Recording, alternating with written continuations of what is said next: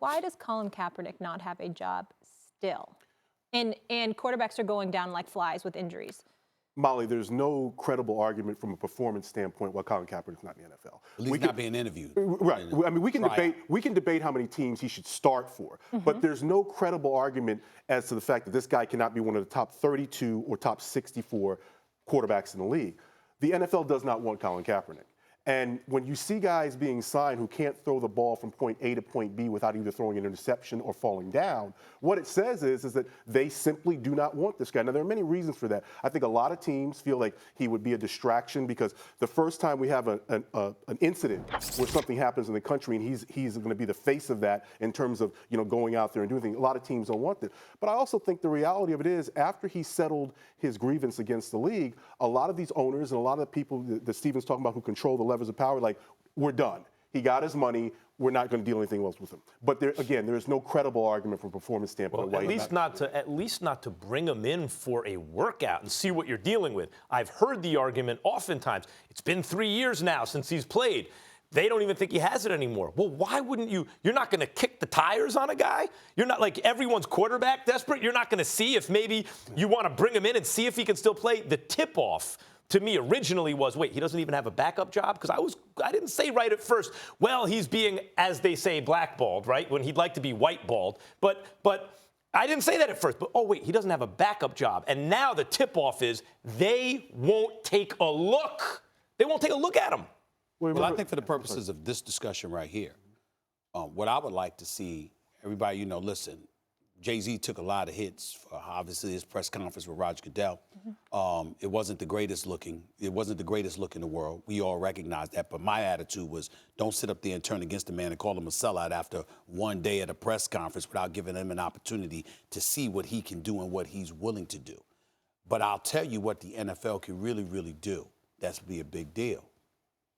Have a black owner in the National Football League. Have diversity within the ownership group so when you're amongst one another as a board of governors overseeing and having purview over the league itself, there's someone in that room who looks like us, who culturally identifies with us, who can relate to our experiences, our trials and tribulations, not just through your prism. Make sure they're in that room when you're taking the positions that you take and you're articulating the positions that you're articulating.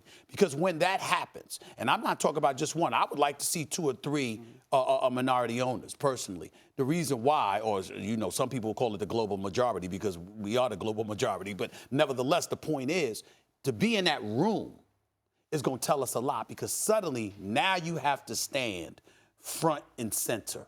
And you have to make sure that you disseminate your message in front of people who look differently than you. You're at, listen. A seat at the table. I've said it many times on this show. The reason Kaepernick doesn't have a job, like what is he really protesting? Systemic racism, really, like broadly, okay? The reason he doesn't have a job, partly, is probably because of systemic racism. Why aren't there black owners in the NFL? Really, the reason is black people don't have as much money as white people. And the reason for per capita, like however you want, and the reason for that is you can trace it. Slavery, Reconstruction, Jim Crow, systemic racism. Unless the argument is, no, black people are intrinsically worse at making money than white people. If that's not the argument, then we have to acknowledge that the reason he doesn't have a job is because he's protesting the reason that he doesn't have a job. Yeah, but I'll give this to you, Jason, because you should have the last word on this. I will tell you this. You can give me, what is it, Wednesday? I can literally find 3 black owners, majority owners for an NFL team by Friday. If you tell me we're willing to let them in our good old boy network, I promise you it would take me 48 hours and I can find 5 black folks, the Oprahs of the world and Bob Johnsons of the world and others that'll be like this, excuse me, we're interested. You can let us in. Yeah.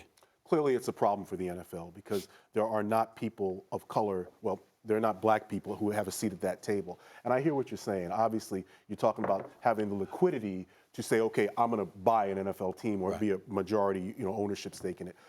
It's something the NFL is aware of. They've got to get better at it. But before that step is made to ownership, get people in the pipeline in those levers of power, team president, COO. There are no team presidents. Kevin Warren was COO of the Minnesota Vikings. He left. You got to start populating those positions before we can really talk about ownership. Rooney Rule for executives? Well, I mean, under the Rooney Rule, for a general manager and some equivalent front office positions, people of color have to be interviewed. But they don't have to be hired. They don't So have I to think be the hired. Rooney Rule No. is enough. Yeah. But one of the issues with the Rooney Rule, the criticism you hear is, it's one thing to say we're going to bring in, and you can dot the I's and cross the T's, right? Bring in a candidate. It's another to have talent in the pipeline. Are they offensive coordinators, for example? That is something I have my eye on. There's only because two. offensive coordinators now have taken over the league, right? And is there some kind of more subtle racism about the kind of person who can think the game on an offensive level, keeping that pipeline, which is the most important one to a head coach, closed off to African-American applicants or would be, Another Jason, thank you so much for another being black billionaire, Robert Smith, business billionaire. That's another one. There's several. He that could would be he could be one of the first owners. That's Yeah, right. that And could by happen. the way, I know Diddy don't have that kind of money, but he was interested He in was the ownership trying, yeah, stake. to put a There group are together. people with less money than P. Diddy that have ownership stakes in franchises. The Carolina Panthers majority owner now once had a minority stake, if I remember correctly, in the Pittsburgh Steelers. Somehow, some way, that materialized into him becoming a majority make owner. it happen. You can make it happen. Thanks for watching ESPN on YouTube. For more sports highlights and analysis, be sure to download the ESPN app. And for live streaming sports and premium content, subscribe to ESPN+.